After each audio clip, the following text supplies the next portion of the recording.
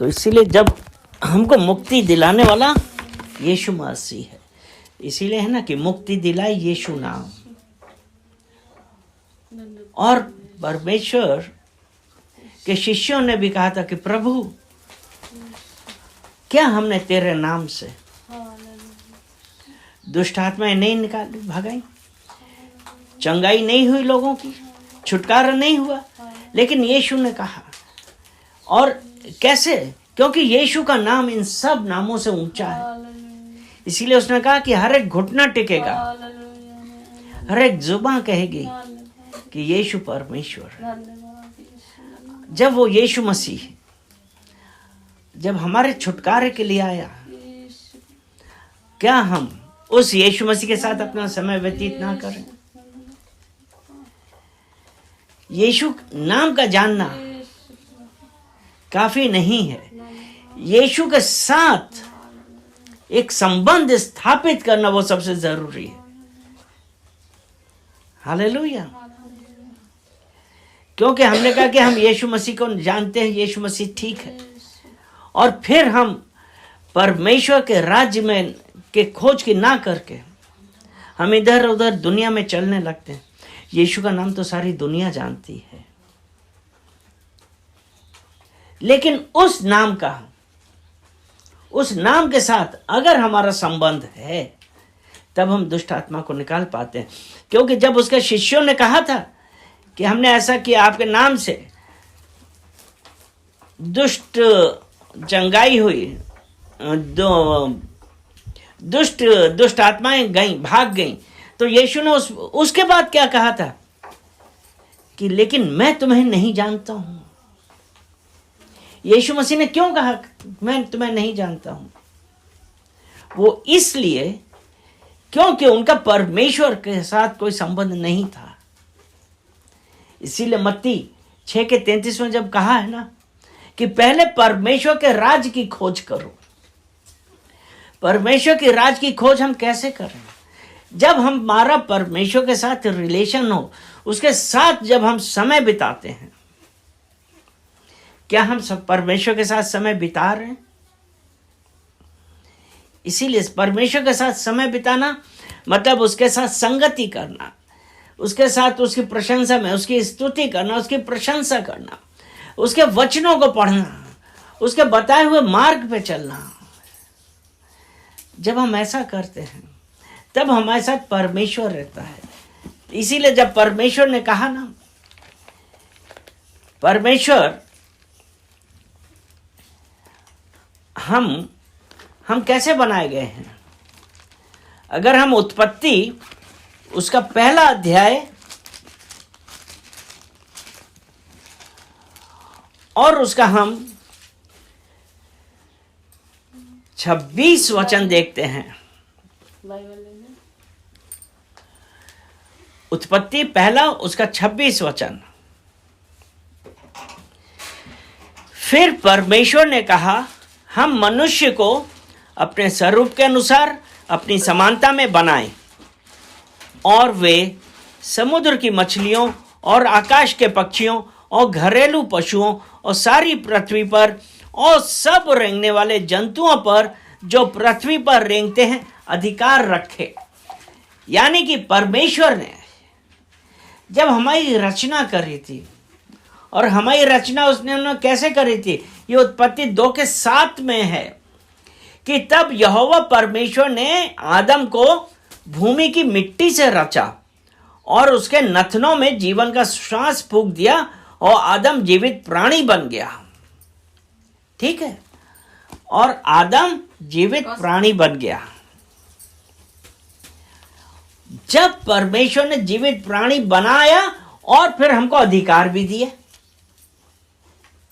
जो अभी हमने पहले 1:26 में पढ़ा। जब परमेश्वर ने हमको अधिकार दिए तो क्या हम उन अधिकारों का प्रयोग करते हैं? हम उन अधिकारों का तभी प्रयोग कर सकते हैं यदि हमारी उस परमेश्वर के साथ संगति हो। लेकिन हम जब परमेश्वर के साथ संगति नहीं करते हैं तब हमारे ऊपर कष्ट आते हैं।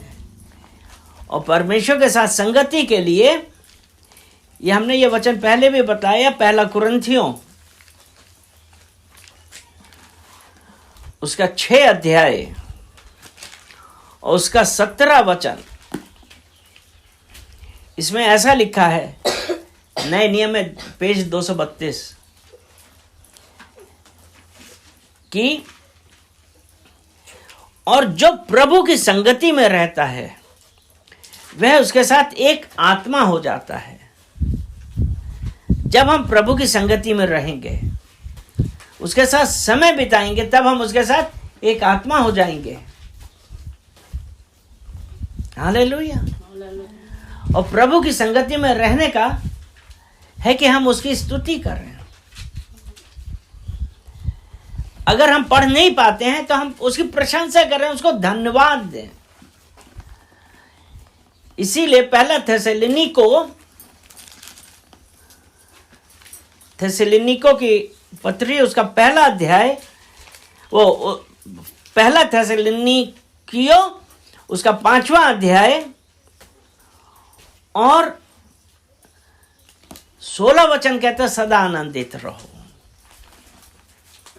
18 वचन कहता है हर बात पर धन्यवाद दो, क्योंकि तुम्हारे लिए मसीह यीशु में परमेश्वर की यही इच्छा है, हमको आनंदित रहना। क्यों? क्योंकि परमेश्वर ने हमको अपने स्वरूप और अपनी समानता में बनाया है। परमेश्वर ने हमको अधिकार दिया है जमीन पे रेंगने वाले जीव जंतुओं पे, आकाश के पंछियों पे, समुद्र की मछलियों पे परमेश्वर ने हमको अधिकार दिया है। हम इसलिए आनंदित हैं और निरंतर प्रार्थना में लगे रहो, हर बात पे धन्यवाद दो, प्रार्थना करें। प्रार्थना क्या है? जब हमारा परमेश्वर के साथ जो संवाद है, जो हमारी बातचीत है, वो प्रार्थना है।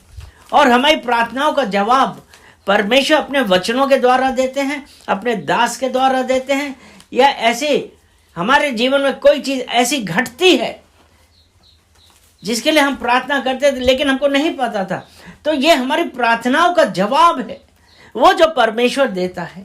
हालेलुया।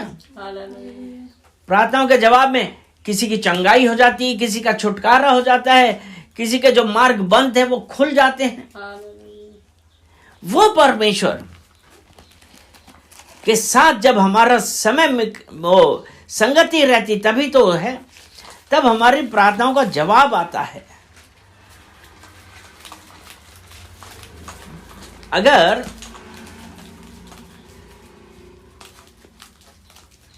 हम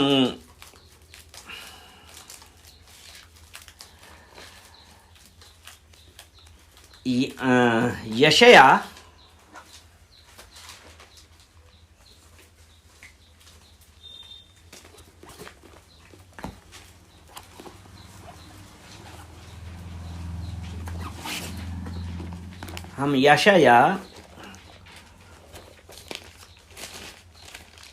उसका 43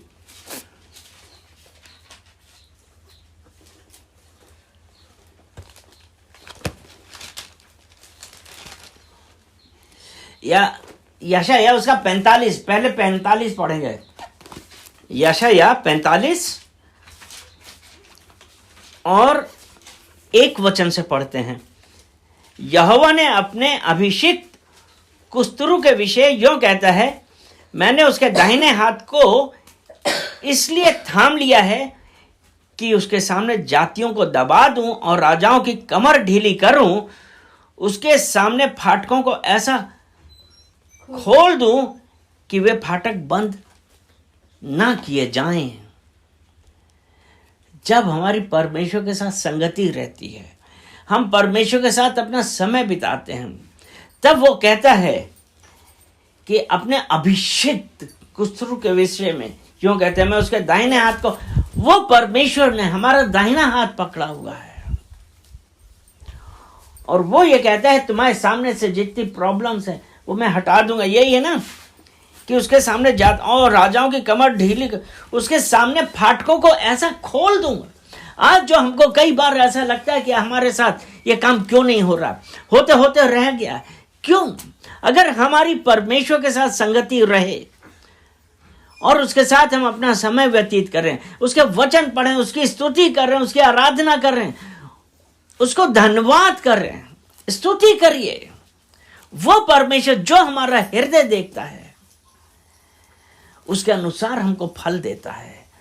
सब बातें चाहे वो गुप्त में ही क्यों ना करी गई हो, परमेश्वर हमको उसका फल देगा।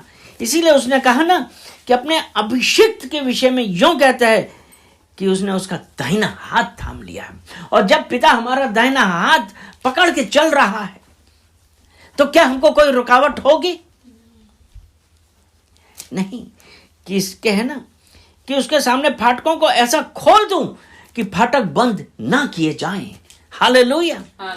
आज हमारे सामने अगर हम ये सोचते हैं कि हम ऐसा क्यों नहीं हो रहा है, परमेश्वर के साथ समय बिताइए, परमेश्वर की आराधना करिए, उसको धन्यवाद दीजिए और कहिए कि पिता परमेश्वर, आपका वचन यशायाह 45 का 1 मुझसे ये कह रहा है कि आपने मेरा दाहिना हाथ थामा है और मैं आपका अभिषिक्त हूं।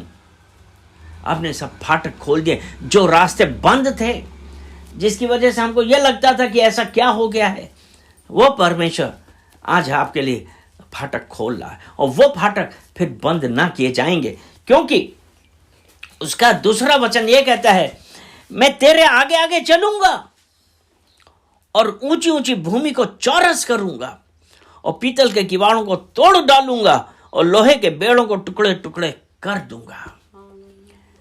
जब वो हमारा हाथ पकड़े हुए, वो हमारे आगे आगे चल रहा है, और जब परमेश्वर मेरे साथ है, बोले परमेश्वर मेरे साथ है, मेरे विरोध में कौन हो सकता है?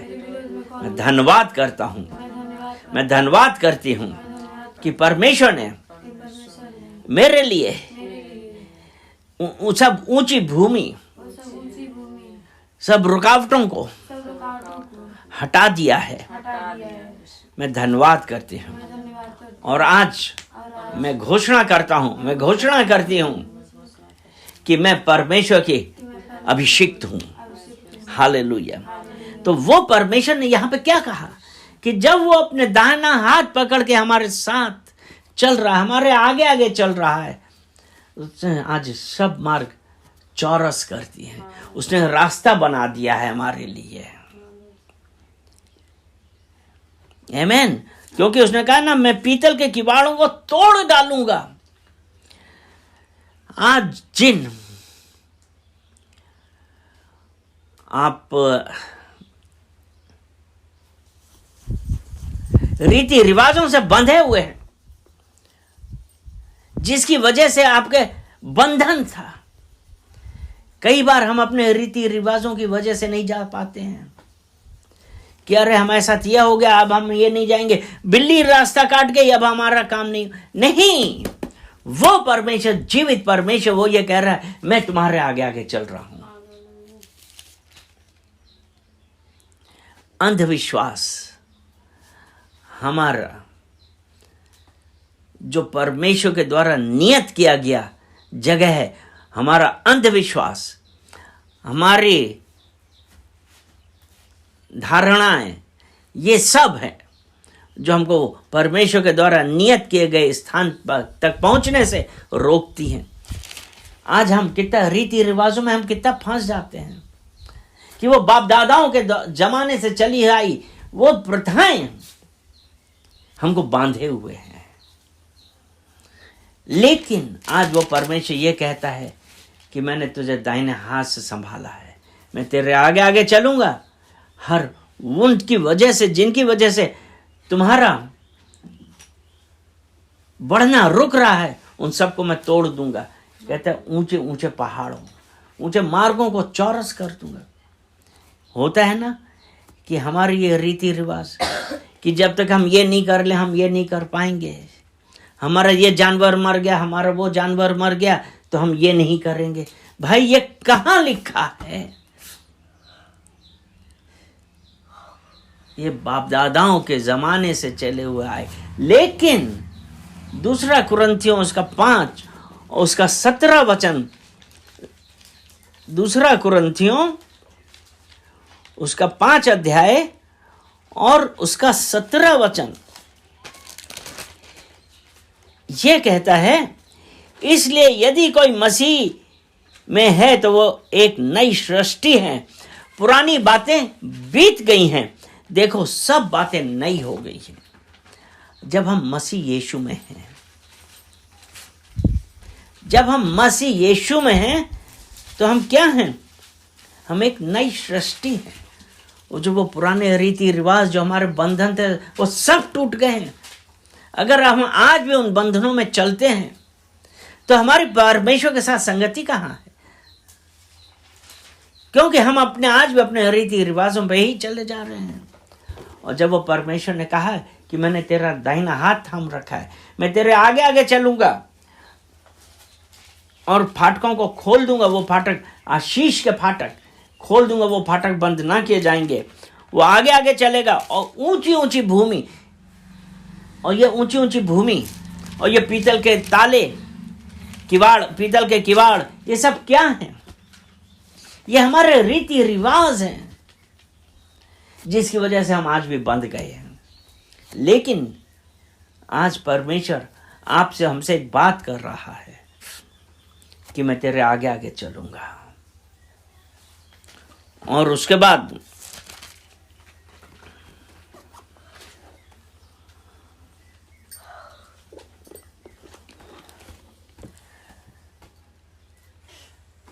उसका 23 वो 43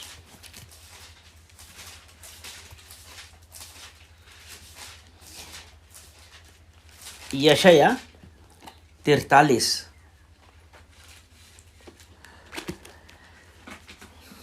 उसका पहला वचन, हे इज़राइल तेरा रचने वाला और हे याकूब तेरा सृजनहार यहोवा यूं कहता है, मत डर, क्योंकि मैंने तुझे छुड़ा लिया है, मैंने तुझे नाम लेकर बुलाया है, तू मेरा है, तू मेरा ही है। और जब वो परमेश्वर ने हमको छुड़ा लिया है, हमको बुला लिया है, इसीलिए तो वो हमारा हाथ पकड़ के चल रहा है। और जब वो हाथ पकड़ के चल रहा है तो उसने कहा, जब तू जल में होकर जाए मैं तेरे संग संग रहूंगा, और जब तू नदियों में होकर चले तब वे तुझे डुबा ना सकेंगी। जब तू आग में चले तब तुझे आंच ना लगेगी और उसकी लौ तुझे ना जला सकेगी। वो परमेश्वर जो आज हमारा हाथ पकड़ के चल रहा है, हमारे आगे आगे चल रहा है, उसने कहा कोई भी प्रॉब्लम आती है बचाने वाला कौन है? वो परमेश्वर है। वो परमेश्वर आज हमसे यही बातें कर रहा है कि आज हमको अपने रीति रिवाजों के उन जिन सब से हम बंध गए थे, आज हम अपने आप को हमको उनसे अलग करना है। क्या करना है? अलग करना है। इसलिए हमारे लिए हम अलग कब कर पाएंगे? जब हमारी उस परमेश्वर के साथ संगति रहेगी, उसके साथ हम समय बिताएंगे। तो क्या आज हम उसके साथ समय बिता रहे हैं? क्या हम उस परमेश्वर के साथ समय बिता रहे हैं? क्या हम उसके साथ कितनी देर वचन पढ़ रहे हैं, कितनी देर हम स्तुति कर रहे हैं? जब हमारा उसके साथ समय बिताएंगे, संगति करेंगे, तब ये सब बातें जो हैं ये हो जाएंगी। इसीलिए जब ये 43 यशाया 43 उसका 18 कहता है कि अब बीती हुई घटनाओं का स्मरण मत करो, ना प्राचीन काल की बातों पर मन लगाओ। वो जो हमारे पुरखों के द्वारा बनाए गए रीति रिवाज हैं, अब हमको याद नहीं करना है, क्योंकि दूसरा कुरिन्थियों 5:17 में क्या कहा था कि अब तुम एक नई रचना हो, अब तुम एक नई सृष्टि हो। जो कोई मसीह यीशु में है वो एक नई सृष्टि है। तो ये इसीलिए तो कहता है कि बीती हुई घटनाओं का स्मरण मत करो, ना प्राचीन काल की बातों पर मन लगाओ। और परमेश्वर में जब हम आए हैं, तो हमारे बाप दादाओं के द्वारा जो भी प्रथाएं रीति रिवाज चल रहे हैं हमको छोड़ना है, क्योंकि आज हम वो प्रथाओं पे रीति रिवाज हम सब कर लें, लेकिन अगर हम पूछेंगे इसका मतलब क्या है, परमेश्वर प्रथाओं और रीति रिवाजों का परमेश्वर नहीं है। हालेलुया। इसीलिए कहा, देखो मैं एक नई बात करता हूं, वह अभी प्रकट होगी, क्या तुम उससे अनजान रहोगे? मैं जंगल में एक मार्ग बनाऊंगा और निर्जल देश में नदियां बहूंगा। वो परमेश्वर जो हमारा दाहिना हाथ पकड़ के चल रहा है। सबसे पहली बात यह है कि हमको पुरानी बातें, हम क्या थे, क्या हमारी प्रथाएं थी, क्या रीति रिवाज थे जिनसे हम बंधे हुए थे, लेकिन आज वो परमेश्वर ने सब तोड़ दिए हैं। इसलिए उसने कहा कि जब हम बीती बातों को और पुरानी घटनाओं का स्मरण नहीं करेंगे, तब परमेश्वर हमारे जीवन में कार्य करेगा। हालेलुया। तो इसलिए आज हम उस परमेश्वर का धन्यवाद दें और कहें कि परमेश्वर आपने अपने वचनों के द्वारा हम लोगों से बातें कर दी, उसके लिए हम आपका धन्यवाद देते हैं और कहते हैं कि मेरी मर्जी नहीं वरन आपकी मर्जी हमारे